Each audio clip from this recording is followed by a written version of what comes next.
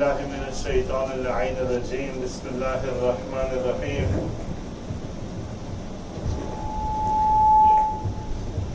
صلى الله على محمد وعلى محمد اللهم صل على محمد وعلى محمد. أعوذ بالله من الشيطان اللعين الرجيم بسم الله الرحمن الرحيم الحمد لله رب العالمين والصلاة والسلام على أشرف الأنبياء والمرسلين سيدنا ونبينا ومولانا أبو القاسم المصطفى محمد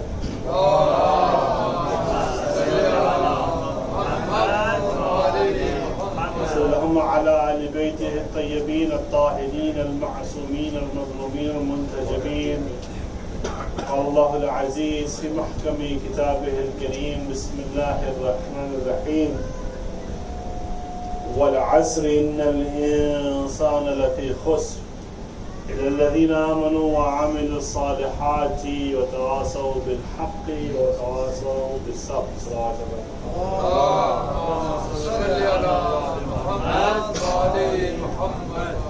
Allah subhanahu wa ta'ala has blessed us again through His infinite love and compassion and mercy that we have gathered yet once again for the majalis of the Sayyid al-Shuhada Abdullah al-Hussein, Sayyid Shabab al-Jannah, Imam, the third Imam Aba Abdullah al-Imam al-Hussein salawatullahi wa salamuhu alayhi. Allahumma salli ala Muhammad wa ali Muhammad. And indeed, when we talk about the incident of Karbala, there is a narration that states about Abdullah al-Hussein states about his martyrdom, that after him people will learn thousands upon thousands, an infinite number of lessons from his martyrdom. Muharram itself is not about changing the clothes to all black or changing the banners of the masjid or coming even to the masjid of Imam al-Hussein. Muharram is a spiritual revolution that brings us back to the source of our creation. It is that revolution about whom we say that we cannot live without this Husseini revolution. Imam Hussein alayhi salam, what did he do? He gave everything for Allah subhanahu wa ta'ala. It's very easy to say to your brothers and sisters. Now imagine Imam Hussein alayhi salam. Imagine being in his position, knowing that your haram is going to be deprived of water for 3 days. Yet when you encounter the army of Al-Hud ibn Yazid al-Riyahi,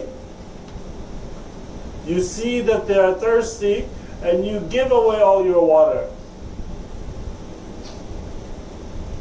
Imagine the extent of the ithar of Imam al-Hussein salawatullahi wa salamuhu alayhi. There's different levels of giving in Islam, in the Arabic language as well. One is sakhawat. What is sakhawat? Sakhawat is when you have your need and you have access, you fulfill your need and then you give the extra. Ithar is when you have the need, you don't have extra, but you give to satisfy the needs of the others. Imagine the extent of the ithar of Abdullah Hussein, knowing fully well that Salawat ala Muhammad.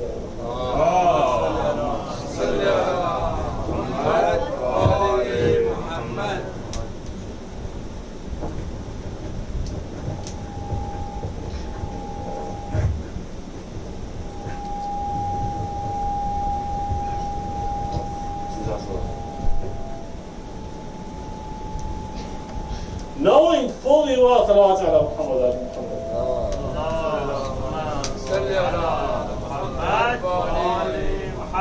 knowing fully well that you are going to need that water for 3 days, not only you, but your children, your women folk, your companions are going to remain thirsty for 3 days, and you still give away all that water. Imagine that. Of course, the highest level of ithar of Muhammad, and I'm saying this in Urdu, the great Indian Pakistani scholar Sayyid Al-Gharavi said this almost 3 years ago at the Jannah Majlis for my Tayabu, my maternal grandfather, my father's oldest brother. He says, इनका अहले बैत अतहार का सबसे बड़ा ईसार की अलामत ये है कि वो नूरी थे लेकिन इंसान खिदमत खल्क के लिए उन्होंने इस खाक बदन को अपना करके वो ईसार अपना दिखाया. They were spiritual beings. They were light upon light. Yet to satisfy the guidance needs of humanity, they went from that spiritual essence into a bodily form to fulfill the height of their ithar. And it is with this in mind that we approach Ayam of Aza of Abu Abdullah al-Hussein.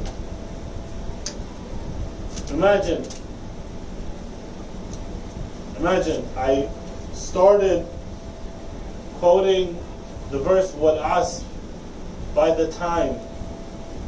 إِنَّ الْإِنسَانَ لَفِي خُسْرٍ. Surely all man is at loss.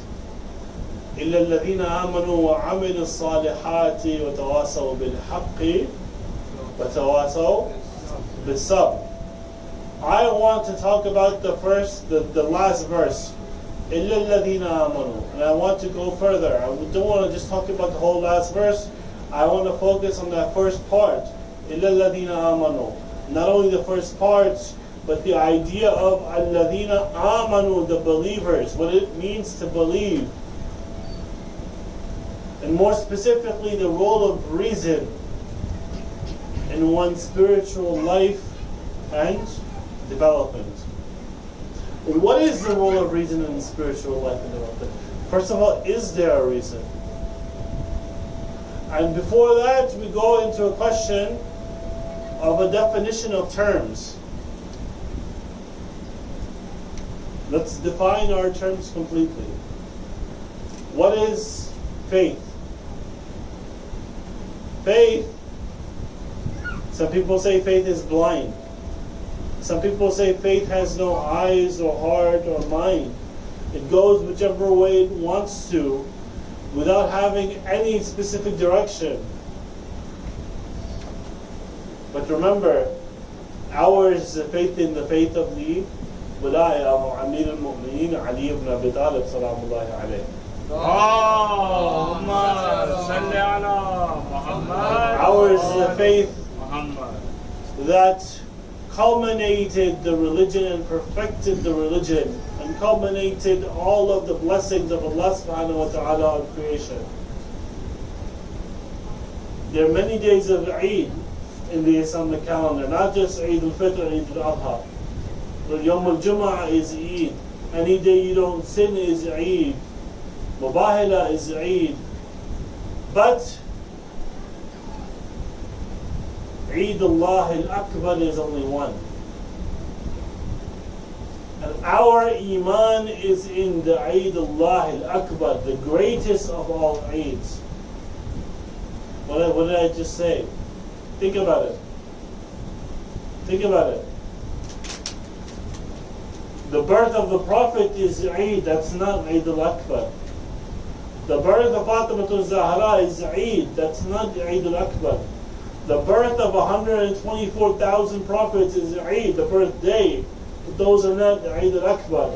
The birth of 12 Imams is the days of Eid. That's not Eid al-Akbar. And of course, when we talk about the birth of Imam Ali, his life throughout is a life of servitude. And I know that there are sad points in that life, especially with the martyrdom of Imam Ali. But if we define Eid as the day in which you don't sin. Every day in the life of every prophet and every imam is Eid, and Al-Zahra is Eid. None of them are Eid al-Akbar. Our iman is guided by the notion of Eid al-Akbar,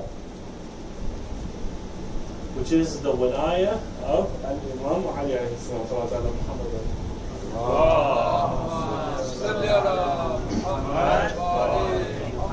This Eid is that Eid. What is this Eid? And we are talking about belief, iman. What is this Eid? Allah subhanahu wa ta'ala creates the sun. Yet He does not say with the creation of the sun, I have perfected my blessings on you. He creates the moon. Yet He does not say with the creation of the moon, I have perfected my blessings on you. He creates the stars, the water, the mountains, the breezes, the trees, the animals, the human beings. With any one of these creations, He does not say, I have perfected my blessings on you. It is on this day of Eid that Allah subhanahu wa ta'ala says, Al-yawma akmaltu lakum dinakum. Today I have perfected you, your religion. Wa atmamtu alaykum ni'mati. Allah subhanahu wa ta'ala does not say about the Shams and Qamar that atmamtu alaykum ni'mati, or the earth or the sama atmamtu alaykum ni'mati. وَرَضِيتُ لَكُمُ الْإِسْلَامَ دِينًا. Today I have perfected my blessings on you and culminated my blessings on you, and I have chosen Islam as a religion for you. وَرَضِيتُ لَكُمُ الْإِسْلَامَ دِينًا. And I am radhi, I am satisfied that the religion of Islam is the religion for you. And of course, all of this verse is revealed after the Prophet's Khutbatul Ghadir. Khutbatul Ghadir is a massive sermon. Most of the time we focus on 2 points. إِنِّي تَارِكُمْ فِيكُمْ مُتَّكَلَيْنِ كِتَابُ اللَّهِ وَإِتْرَةِ أَهْلِ بَيْتِي. Of course, our brethren of Sunnah, they have a slightly different version in one of their books. I believe in Sahih Muslim they say Kitab Allah wa Sunnati. We say Itrati Ahl Bayti. And of course the other part is Man Kuntu Mawla Fahada Aliyun Mawla. That's all it is. Allahumma salli ala Muhammad wa ali Muhammad. Nare Haydari. Ali. Our faith is not a blind faith. In Urdu they say Anna Iman. It's not a blind faith. Our faith is guided by that principle of creation about whom the Prophet says, Al-Haqqu ma Ali wa Aliyum ma al-Haqq. Haqq is with Ali and Ali is with the Haqq. Allah turn Haqq whichever way Ali goes. Allah take this Haqq and turn it whichever way Ali goes. Ali is the Mizan. Haqq is not the Mizan in this hadith. Ali is the Mizan. And the Prophet is saying, turn Haqq wherever Ali goes. So what is this faith? I said we need a definition of terms. I just spent a little bit talking about belief. What is belief though? To be honest with you. When we talk about belief, we have to talk about, and this goes to the topic of this Aisha discussion, the role of reason in spiritual development. The role of aql in hayati ruhani or hayati irfani. What is this role of aql? What is this relationship that Allah subhanahu wa ta'ala says, إِلَّا الَّذِينَ آمَنُوا, except those who believe, وَعَمِلُوا الصَّالِحَاتِ, to do good deeds, وَتَوَاسَوْا بِالْحَقِّ وَتَوَاسَوْا بِالصَّبْرِ, and exhort each other to the truth and patience. I talked about Aman and a little bit about Haqq. Amalu Salihat. What is Amalu Salihat? Good deeds. Not just prayer, fasting, all of the ibadat are good deeds. But the Prophet never came to say that I have been sent to you to perfect your salat, your sawm, your hajj, zakat. He says the nobility of your character, which means It goes back to the idea of the relationship between belief and amal. And they exhort each other to patience. Of course, this is going to be a little bit of a deep discussion tonight, and I promise I'll make it easier afterwards as well. When they talk about God in philosophy, they say that God is eternal, the uncaused cause, the unchangeable cause, the original cause. These are all definitions for God. I'm talking about the field of philosophy known as metaphysics. By the way, what is the term, since we're talking about a definition of terms, what does this term metaphysics mean? Where does it come from? Meta meaning beyond physics. This verse, this word, comes from a book by the Yunani philosopher Aristotle, where he says, ta, the translation, it's not his word actually. I'm sorry about that. It's not his word. He had a collection of 14 books that he talked about things that are after the physical realm. And about 200-300 years after he died and he wrote this book, somebody came and he compiled this book, 14 books into one book, and he says, ta metaphysique. That's why we get the terms metaphysics from. And of course, Aristotle did not know this term. He never used it in his book. But it became a cornerstone from him. What does this ta metaphysic mean? They say it means after the physical realm. And the reason why philosophers give this book this name is that you study this subject after you study all of the physical realm.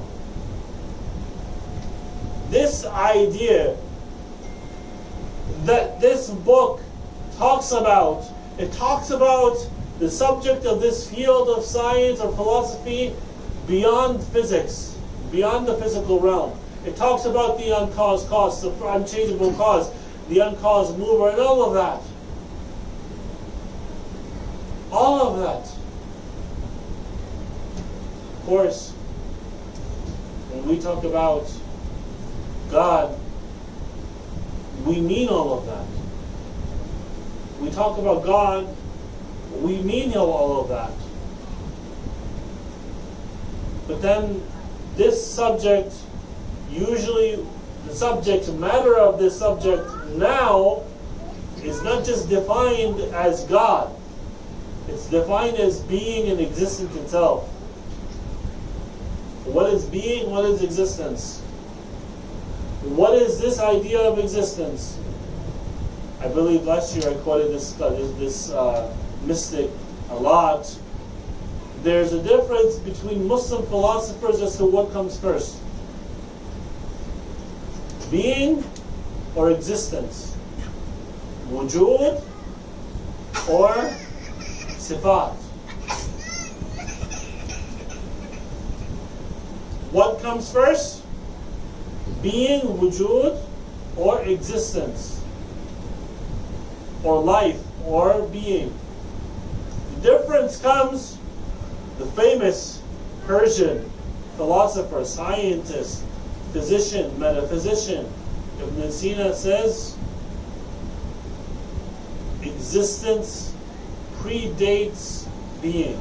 The reverse is true for the other famous Muslim philosopher, mystic, social scientist, Muharram, who says existence precedes being. When we talk about God, we are talking about that existence that has no beginning. God is that existence that has no beginning. That existence that has no end. Of course, in the famous Munajat of Amir al-Mu'mineen, he says, أنت الباقي وأنا الفاني. You are the everlasting and I am the self-perishing. You are the ever-existent, I am the one who will be destroyed. In Muslim philosophy, and indeed in Christian philosophy and philosophy throughout the world, they talk about this idea as well. About whether or not, in relationship to God, this world is real or not. Muslim philosophers have talked about this through and through. They say, for example, as does Mullah Sadra, that this world is a reflection of the divine image, but it has no existence of itself without the existence of the divine. Yani, if you have a mirror in front of you, you look in that mirror, you see yourself. You know that that picture is not real. Without you, it would be nothing. In the same way, this world is a mirror reflection of God. Without God, or for that matter, the mirror, this world would be nothing. And some Muslim philosophers go even further. The famous Sufi Abu al-Hasan al-Shustari, for example, or Ibn al-Farid, they say that this world has no existence. It's not even a reflection of God. Because to compare existence, God is the only existent, and there's nothing else but Him. God is the only existent, and there's nothing else but Him. So if we are to understand God, dear brothers and sisters, we have to put reason in our faith. I went for a little bit of a philosophical rant over there, but I think it's important for us to understand what this means. When we talk about God, God is not one blind faith. Allah gave us the ikhtiyar to choose our faith and our relationship to Him. Why? So that when we are free, we choose to follow the path of God. We reason ourselves into the idea of submission to the will of the Divine. When we are free, we bring ourselves back to God. This ikhtiyar that He has given us on the issues of religion, at least, is not just so we can rebel. No, He has given us this ikhtiyar as a fulfillment of the promise. The whole creation story of Nabi Adam is a fulfillment of Allah's promise of mankind. إِنِّي جَاعِلٌ فِي الْأَرْضِ خَلِيفَةً. The fall of, say, shaitan is part of this divine play, or this divine parody as well. And Allah subhanahu wa ta'ala gave us this ikhtiyar so that we could use this ikhtiyar and turn ourselves back to Him. And this is nothing but a manifestation of Karbala itself. When we say reason in Karbala, the reason of the youngest child is at the reason of the oldest elder. The reason of Ismatullah al-Kubra is at the level of Ismatullah al-Sughra, which is at the level of those who are not at the level of Isma, but are the closest companions of Imam Hussein alayhi salam. They think with the same reasoning. Just one instance, for example. One instance. Think about it. It's in the middle of the battlefield. Arrows, lances are being thrown around. People are fighting with swords. The companion of Imam Hussein alayhi salam notices it's time for Salat al-Dhuhr. And he says, "Oh Imam, we would like to pray behind you." Imam says, "You have reminded us of the prayer, جَعَلَكَ اللَّهُ مِنَ الْمُصَلِّينَ." This is non-ma'asum companion saying, "We want to pray behind you." And the ma'asum Imam saying, "May Allah make you among the worshipper." It's not that the Imam was not ready for the prayer, no. Of course, the Imam had the ma'rifah of Allah subhanahu wa ta'ala that he would set up the musalla right away. But the companions of Imam Hussein are at that level that they are also ready to set up the musalla right away, even when heads are flying, heads are being chopped off, lances, arrows, stones are being thrown everywhere around. And we have this idea. Non-ma'asum companion of Imam, Ismatullah al-Kubra, Imam Hussein. Ismatullah al-Sughra, Bibi Zainab. Ismatullah al-Sughra, Bibi Ruqayya, Bibi Sakira. Ismatullah al-Sughra, Ismatullah, the Isma of an infant, Ali Asghar. Isma of Ali Akbar, who talked exactly like the Prophet. Isma of Abu Fadl Abbas. They're at that level that the logic of the Imam is the logic of the Ma'mun. And that's where we need to be, dear brothers and sisters. Our logic should be one with the logic of our Imam. Our Imam, the Hussein of our time. Sometimes when we compare our Imams to modern thinkers, we say, for example, there was in New Jersey, they have an Imam Hussein Day conference in one of the masajids over there. They invite people of different faiths talking about Imam Hussein from their view, from the perspective of their faith. So I don't know which denomination of Christianity this pastor was from. He was Christian, African American. He said, I think he said back in 2018 or 19, he was invited to Dearborn Heights, the Islamic Center of America. And somebody said, he talked about Dr. King, for example. So somebody said to him after his lecture, do you know about Imam Hussein? He says, unfortunately and regrettably, I don't. He says, well, in our tradition, he is like our Dr. Martin Luther King. Now that you know about him, you must go to Karbala and visit him. 2 months later, he was in a plane in Karbala, he visited Imam Hussein al-Bayt. Alhamdulillah.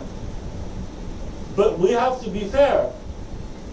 Fine, Martin Luther King Jr. was a great man.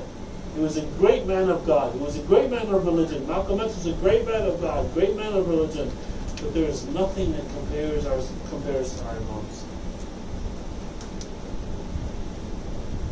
It's a blessing for those who have been acquainted with the philosophy of the Imam to know the idea of the Imam. Not the other way around. The Imam does not need to know. Imam is at the level of perfect knowledge. He himself is not blessed through us. We are blessed through him. Think about it. Imam is here, we are here. When we say he is our this, we are saying this. But when we say Allah elevated the examples of the philosophers or the thinkers of our time to Imam Hussein, it's very different. Or Imam Ali, for example. I remember reading in undergrad, I did a course on research methods in political science. So I compared, as a part of our final projects, different revolutions throughout the world, and the Iranian Revolution was one of them.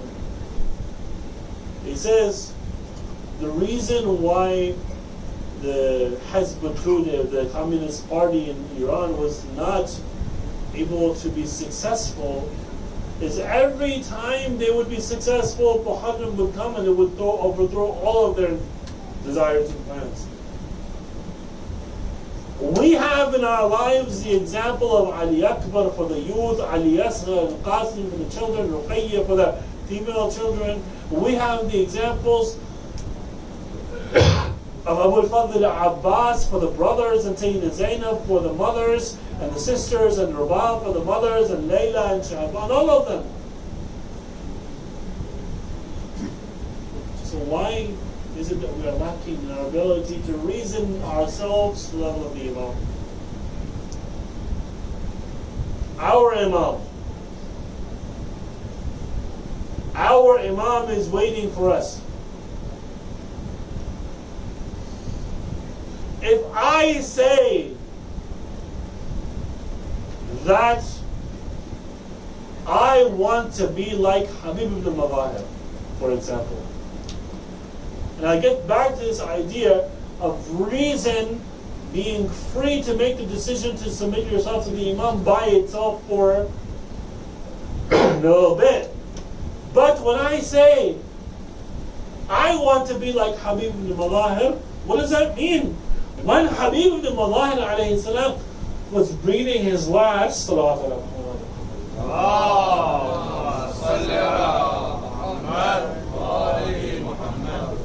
when Habib was breathing his last, Imam Hussein came up to his body and he said, congratulations and felicitations be on Habib, for he used to finish one full Quran every single night. Short way of finishing the Quran is 3 Surah Al-Ikhlas and you have the whole Quran. But Imam Hussein says, from beginning to end he used to finish it. I myself have witnessed my teachers and one of my friends, their families being able to do this. Marhum Ayatollah al-Uzma Sayyid Hussein Sajidi, who was, as the Ghali brothers probably know, one of the great scholars of Afghanistan from Mashhad al-Muqaddas. He would read through the Quran in Ramadan as if the way he was leafing through a book. One page memorized, move to the next, read again, and maybe he finished the Quran in one juz in 15 minutes.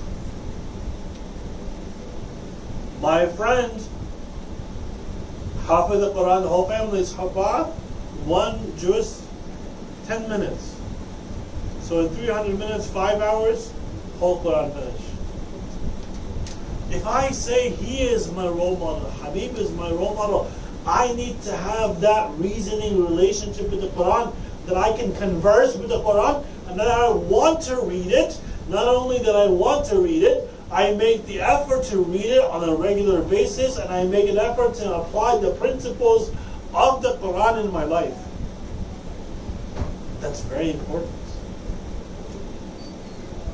When I am giving ikhtiyar, I should choose the path of the Mu'mineen. I should choose the path of Abdullah ibn Hussein. What's the difference between choosing and not choosing? Ma'arifah. What's the difference between having the choice and not having the choice? Ma'arifah. That's the difference.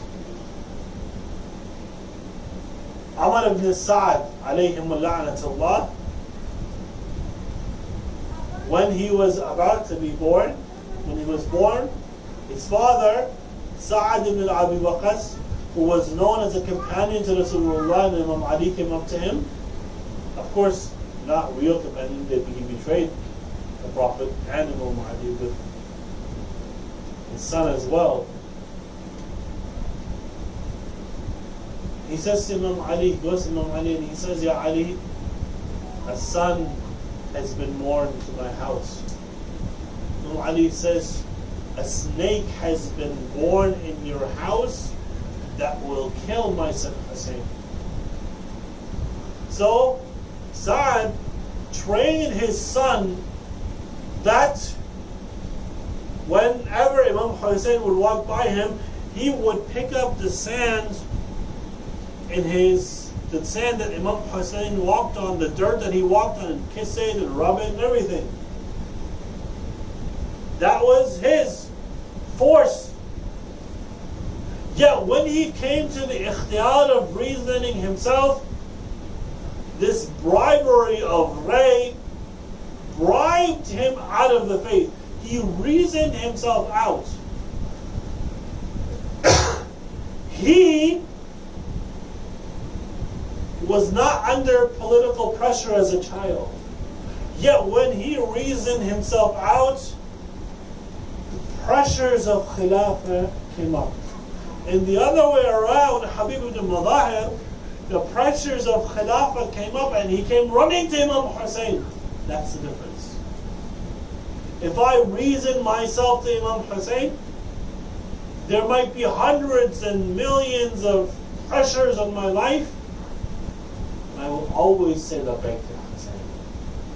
I will always say labbaik ya Mahdi. I will always say labbaik ya Zahra. That is his principle, dear brothers and sisters. Of course, when we talk about faith, faith is not complete without a discussion of Imam al-Muntada. This idea of Imamah or 12 guides is not just for 12 guides after Prophet Muhammad. In our traditions we say that every prophet had 12 guides after him. For example, the 12 apostles of Jesus, there were 12 guides after him. And of course, we have the 12th Imam. That's our Imam. When we say, I pledge allegiance to you, O Imam, it should be with that faith, that Iman, that yaqeen, that he will make himself known to us. When we study Mahdawiyat, growing up I always thought, Imam Hussein, Imam Mahdi was living in the Bahamas, enjoying life as Imam al-Ghaib, and he has his own family and kids and everything, but he has no role in society. No, they say our ulama have said no. Imam al-Zaman is living in our society. मौजूद है Imam al-Zaman हमारी communities में. He's there. He is governing our societies. He is leading it to the direction that he wants it to go to. And he makes himself known to those who are ready. To those who are ready. I've had the blessing now of moving to House al-Almi in the holy city of Karbala. I want to narrate to you an example of what I mean to be ready for the Imam, just so we understand. Being ready for the Imam, Daesh started to move from North Iraq and Syria all the way to Baghdad, and they were coming towards Karbala. Ayatollah al-Uthman, Sayyid al-Sistani, rahimahullah, he says he goes to the top of his house. He makes the dua facing the shrine of Imam Ali, and he himself says when he makes this dua, he sees a pillar of light emanating from the shrine of Imam Ali and going to the sky. And from that light he hears a command. That command is the fatwa to fight against ISIS. This is the level of Iman that I'm talking about. That when you need it, Imam Ali makes his taqat, his power known to you. Imam Mahdi makes himself apparent to you. Imam al-Hussein comes to you. It's not easy, dear brothers and sisters. And of course, when we talk about being ready for the Imam, we say that wherever he is, we pledge allegiance to him. It is our Iman that every majlis of Imam Hussein, all of Ahlul Bayt are present. So in our gathering, Imam Hussein is already here, Imam al-Zaman is here, Rasulullah is here, Imam Ali is here, and the ladies, Fatima Al-Zahra is here.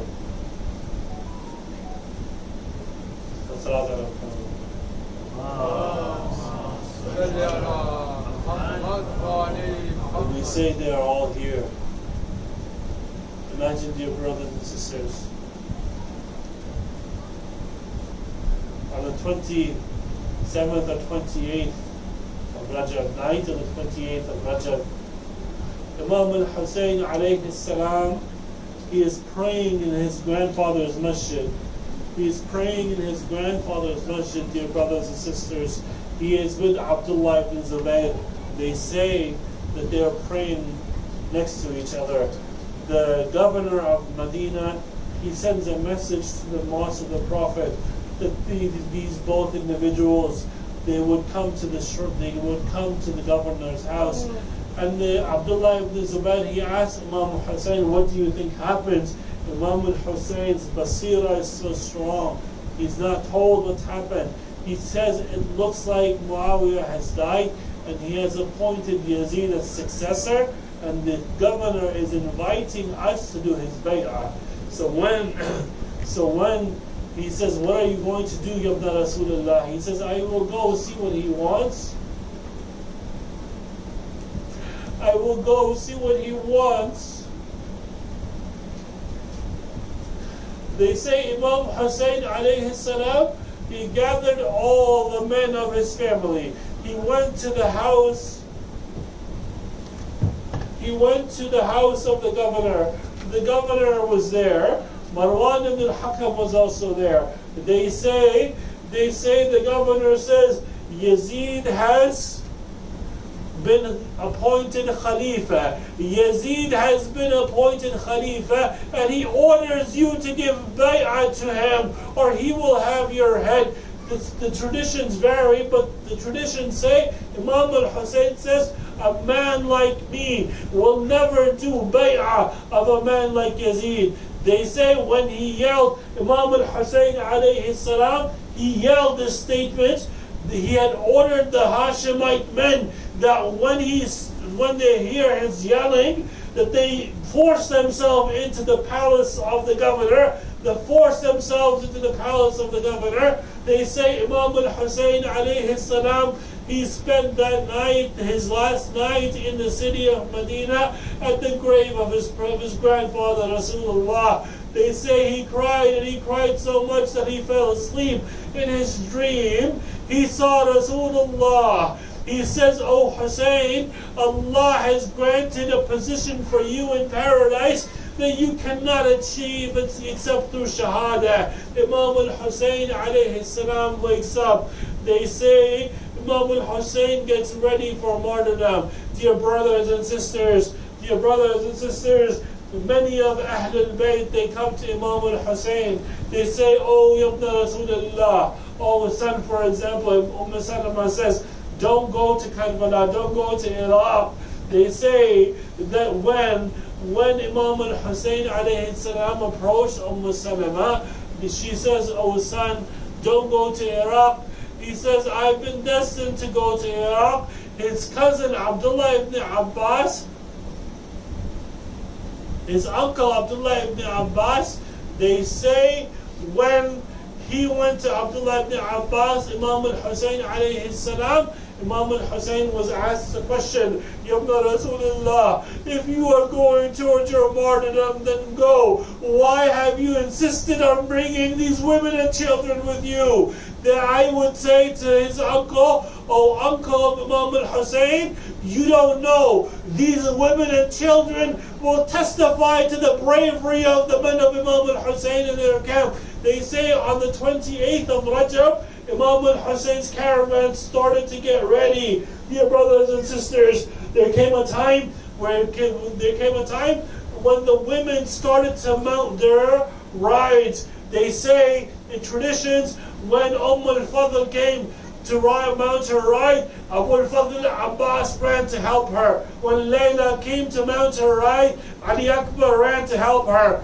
When the Rabab came to mount her ride, Imam al-Hussein came to help her. When Fidda came to mount her ride, somebody came to help her. But they say there was one woman, when she got ready to mount her mahmil, her ride, They say Imam al-Hussein left his position, Abu al-Fadl Abbas left his position, Ali Akbar left his position, Qasim left his position. Who was this lady? They say it was none other than Sayyidah Zainab salamullahi alayha. Yet I ask you, O family members of Sayyidah Zainab, where were you on the 11th of Muharram? Where were you on the 11th of Muharram? When Lady Zainab salamullahi alayha, she had to mount all the women by herself. There came a time where Imam al-Sajjad was about to be mounted. She mounted Imam al-Sajjad on his ride. Dear brothers and sisters, that's not the end of this discussion. On the 11th of Muharram, when they were parading Ahlul Bayt, they had decided that Ahlul Bayt should go through the Maqtal or the Ganj Shahida of the companions and the family members of Imam Hussein.